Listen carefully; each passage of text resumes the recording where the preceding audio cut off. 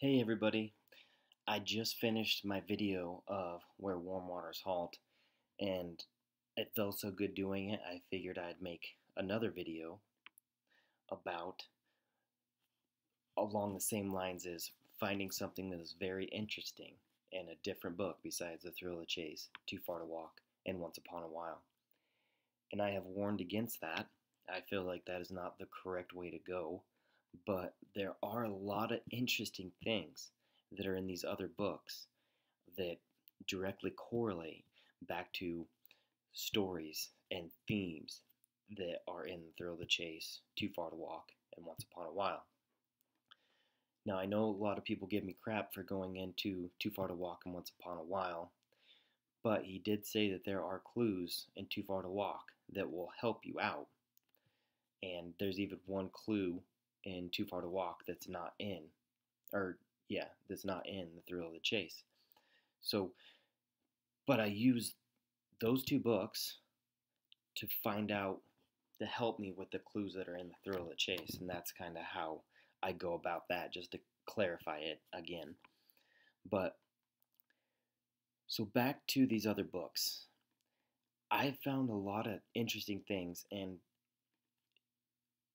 don't hang me for saying this, but I feel The Thrill of the Chase is almost completely made up.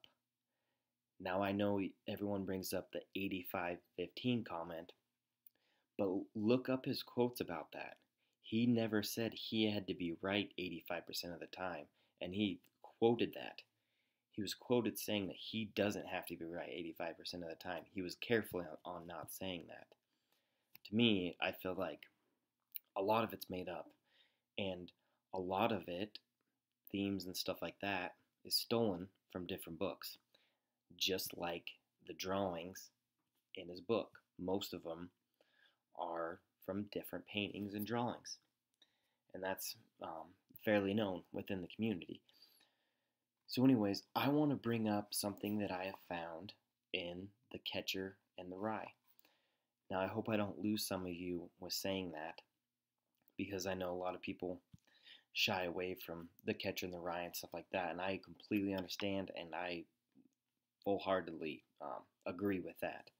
But there's a chapter in here that almost directly correlates back to The Thrill of the Chase, and that chapter is Teachers with Ropes.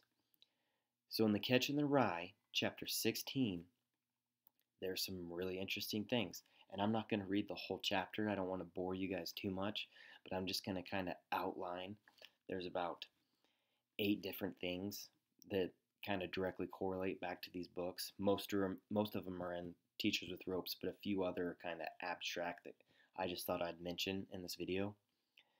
So I hope you're familiar with Teachers with Ropes, because I'm not going to read either chapter, but I'm just going to kind of bring up points, and you can kind of see where I'm going with this video. So in The Catcher in the Rye, he's looking for his sister, and I will read out of The Catcher in the Rye. I walked all the way through the park over to the Museum of Natural History. And I'm going to stop there and go back to Once Upon a While. Now, the last clue, they said, would be where they found his car, in the parking lot of the Denver Museum of Nature and Science. So, talking about a clue would be where they left his car at the museum, and in this one, he's at the Museum of Natural History, which is kind of interesting, but let me go on. So it says, I knew that was the museum the kid with the skate key meant. I knew that whole museum routine like a book. Now, if you go back to Teachers with Ropes, he says, after a few minutes, we had the scenario memorized.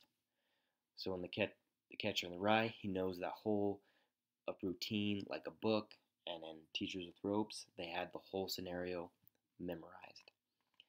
Now later on in the page, this is kind of an abstract point, but he says, talking about the museum, is that it always smelled like it was raining outside. Now, that kind of brought up in my brain Borders bookstore, how it was raining outside both times. And like I said, that's kind of abstract one, but let me continue. And this is going to be a longer passage, and then I'm going to correlate it back to Teachers with Ropes. So, and I read, I remember you had to go through the Indian room to get to the auditorium. It was a long, long room, and you were only supposed to whisper. The teacher would go first, then the class. There'd be 2 rows of kids, and you'd have a partner. Most of the time, my partner was this girl named uh, Gratitude Levin. She always wanted to hold your hand, and her hand was always sticky or sweaty or something. The floor was all stone, and if you had some marbles in your hand and you dropped them, they bounced like madmen all over the floor and made a hell of a racket. And the teacher would hold up a class and go back and see what the hell was going on. She never got sore, though Miss Atlas, sorry, I'm going to butcher this, Atlager. Then you'd pass by a long, long Indian war canoe, about as long as 3 Cadillacs in a row, with about 20 Indians in some of it, and some of them paddling. Okay, that was kind of long, but what I got out of that is that, um, well, number one is the teacher leading the kids in a single file line. Now that brings me back to Teachers with Ropes about the kids leading in a straight line with the rope and going in, and also about the marbles bouncing all over the floor. Well, in my Spanish toy factory, he would make marbles, right? But the funny part about this is that there was about 20 Indians in the canoe. Now, if you go back to Teachers with Ropes, it says, after a few minutes, we had the scenario memorized. The door opened and the teacher walked in and said hello. Then about 20 students came in, single file, holding fast to a large knot in a rope. So here you have 20 Indians, 20 students. The teachers walking in with the students, and this is the teachers walking in with the students also. So I'm going to continue. It says, another thing, if you touched one of the paddles or anything while you were passing, one of the guards would say to you, do not touch anything, children.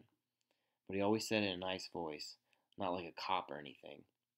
Then you'd pass by this big glass case with Indians inside rubbing sticks together to make a fire and weaving a basket. And then he goes in to talk about more of the glass cases that are in this museum. So let's bring that back to the thrill of the chase. So one of the biggest things, and this is kind of how I caught this, was the red letters in Teachers with Ropes that says, do not touch. So again, in The Catcher in the Rye, it says, do not touch anything, children. So there's the do not touch. But also, you have, it says about the glass cases and how everything was shoved in glass cases. Well, at the beginning of Teachers with Ropes, it says that he went to the, what is it called? It was a Kachina gallery on Canyon Road, and they sold Kachina dolls that were made up by the Hopi Indians. The dolls were stacked everywhere. They were packed tightly on shelves, jammed in glass cases. So here you have jammed in glass cases in this, and The Catcher in the Rye. You have do not touch. You have 20 Indians. You have marbles. You have raining, and you have the museum. Now I might be doing a little stretch, but that caught up in my brain when I was reading The Catcher in the Rye a while ago, and I just kind of want to get that out.